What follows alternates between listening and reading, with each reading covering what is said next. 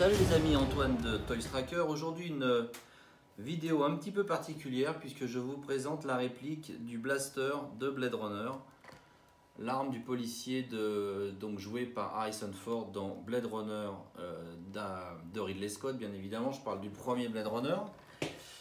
Et j'ai eu la chance d'acheter il y a déjà une bonne 10 ou quinzaine d'années cette réplique faite par le talentueux Richard Coyle, qui est quelqu'un qui fabrique des répliques, ce qu'on appelle des props, c'est-à-dire des répliques d'objets utilisés au cinéma depuis plus de 40 ans. Donc il a travaillé sur des films, il a travaillé sur un certain nombre de choses et il fait aussi des répliques des objets qu'il a produits pour les collectionneurs. Il avait notamment fait le Nautilus, une réplique du Nautilus qui doit faire environ 40 cm de long, qui était en vente à une époque dans les parcs Disney, si ça vous dit quelque chose.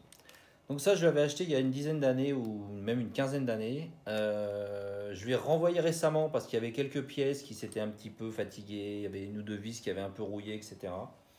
Et il me l'a un petit peu relooké, il a mis des pièces... il a changé des éléments qu'il a améliorés parce qu'il a plusieurs versions de ce blaster que vous pouvez encore commander. Alors c'est une pièce assez onéreuse qui coûte à peu près 1500 $.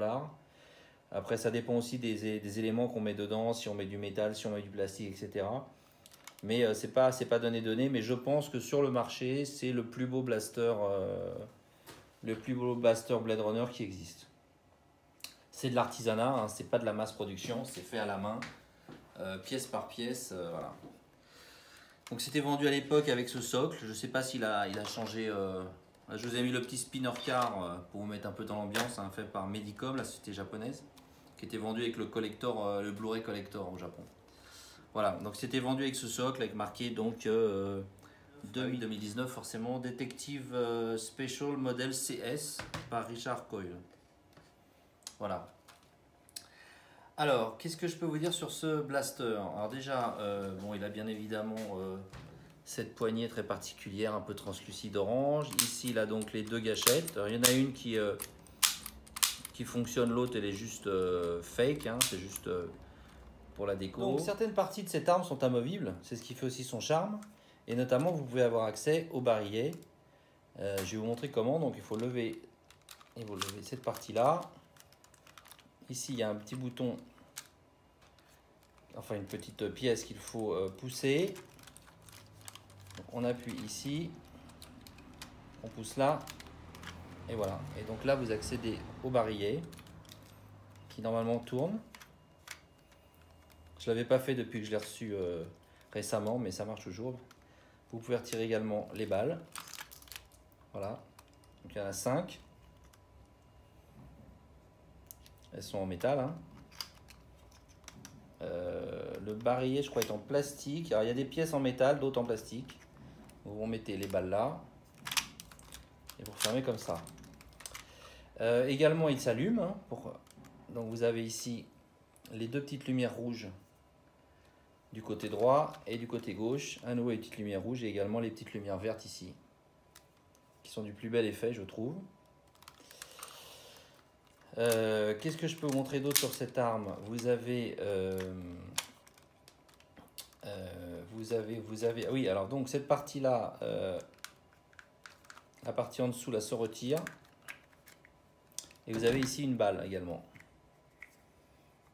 Alors apparemment dans le film, certains amateurs, certains experts auraient vu qu'à un moment Descartes il charge son gun par le dessous.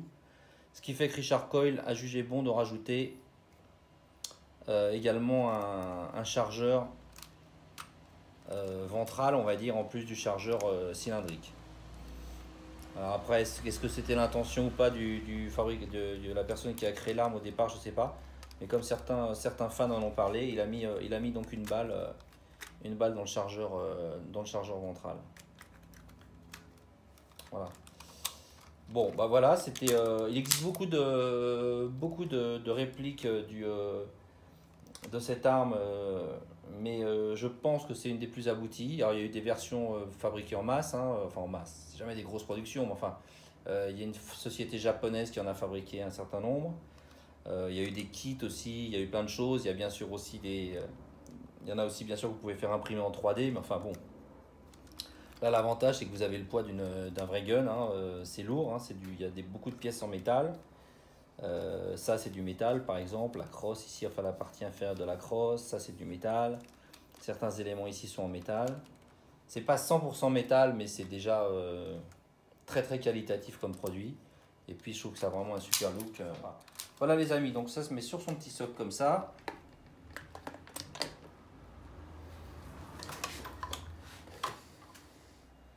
Et on a affaire à quelque chose de vraiment très très joli.